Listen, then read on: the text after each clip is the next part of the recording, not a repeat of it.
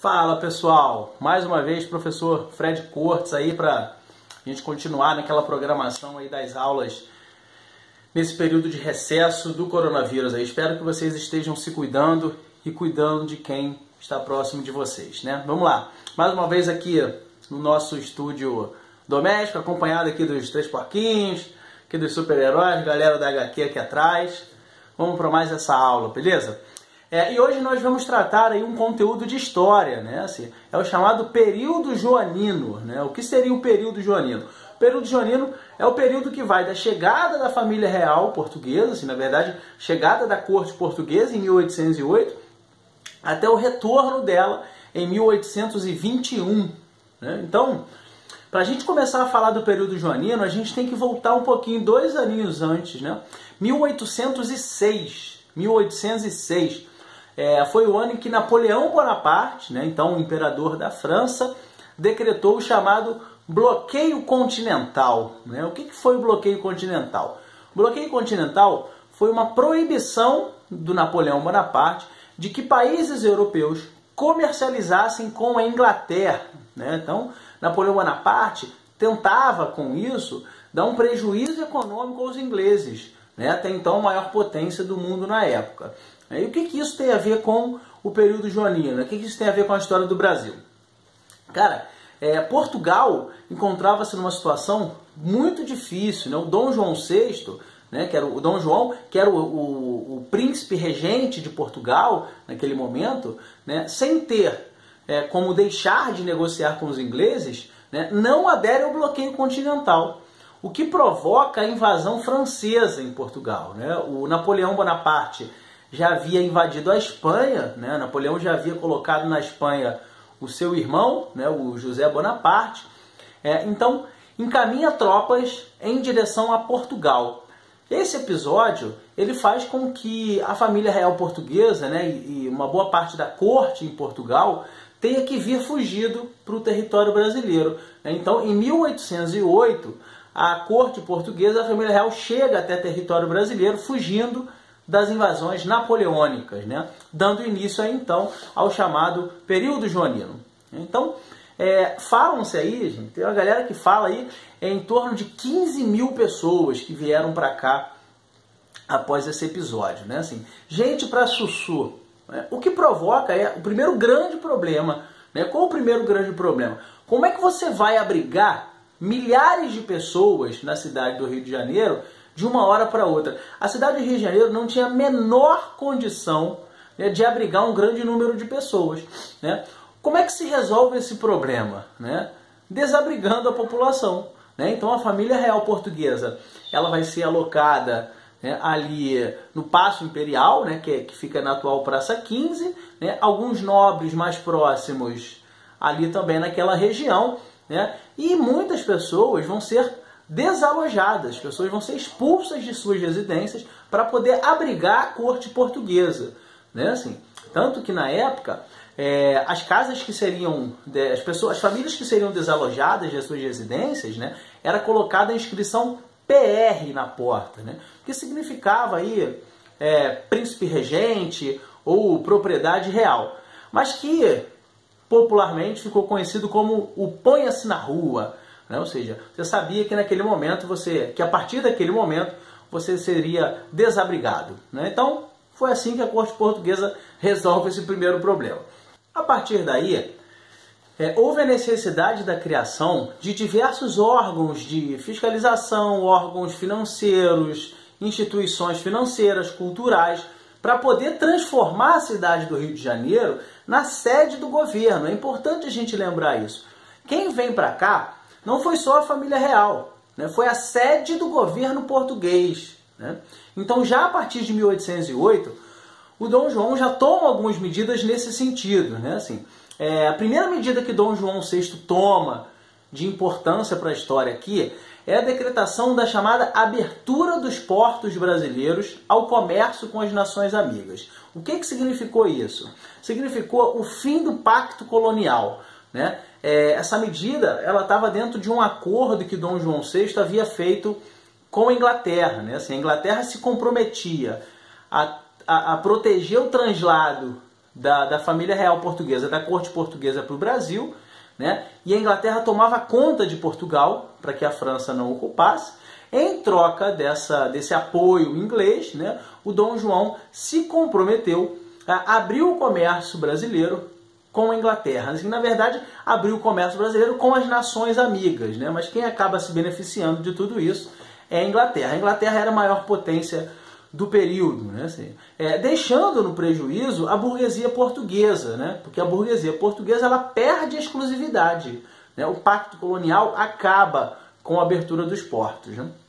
Então essa foi a primeira medida adotada por Dom João VI.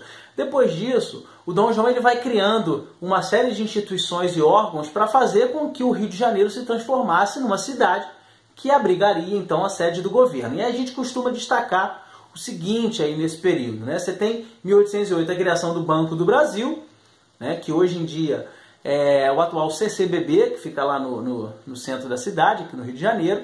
Você tem a criação do Banco do Brasil, você tem a criação da Casa da Moeda, né? Você tem a criação do Jardim Botânico, você tem a criação da Biblioteca Real, né? Que depois acaba se transformando na Biblioteca Nacional. Você tem a fundação do primeiro jornal, né, do território. Você tem a criação da imprensa, né, chamada Imprensa Régia, aqui no território.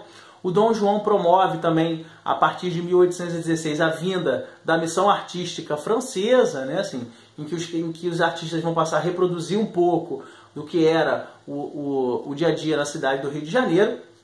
E daí para frente, a cidade do Rio de Janeiro ela vai sendo toda remodulada, né, assim, ela vai passando por uma série de obras de infraestrutura para abrigar então a sede do governo metropolitano, tá?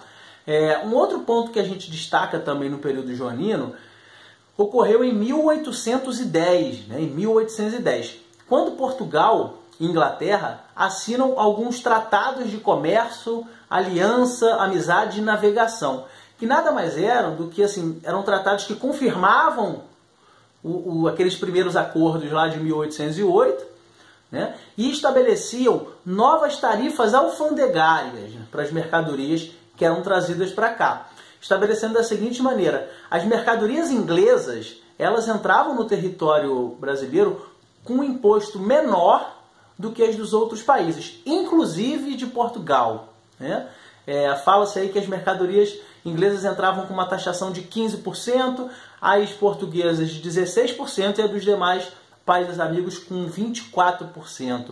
Portanto, essa foi mais uma medida que desagrada a burguesia portuguesa. Além da abertura dos portos, que ocorreu em 1808, esses tratados de 1810 fazem com que as mercadorias vindas de Portugal tenham uma taxação maior do que as da Inglaterra, tá?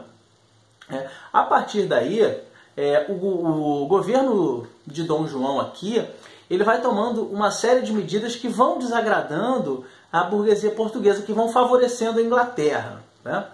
Um outro ponto importante desse período é o ano de 1815, né? Quando o território brasileiro ele deixa de ser colônia e ele é elevado à categoria de Reino Unido de Portugal e Algarves, né? O que isso quer dizer? Significava dizer o seguinte, que a partir de 1815 o Brasil deixava de ser colônia e era um território unido a Portugal, o que dava ao território brasileiro autonomia administrativa, né? Portanto, mais uma medida que desagrada a burguesia portuguesa, né? Quando, nesse momento, parece que Dom João não pretendia voltar, né?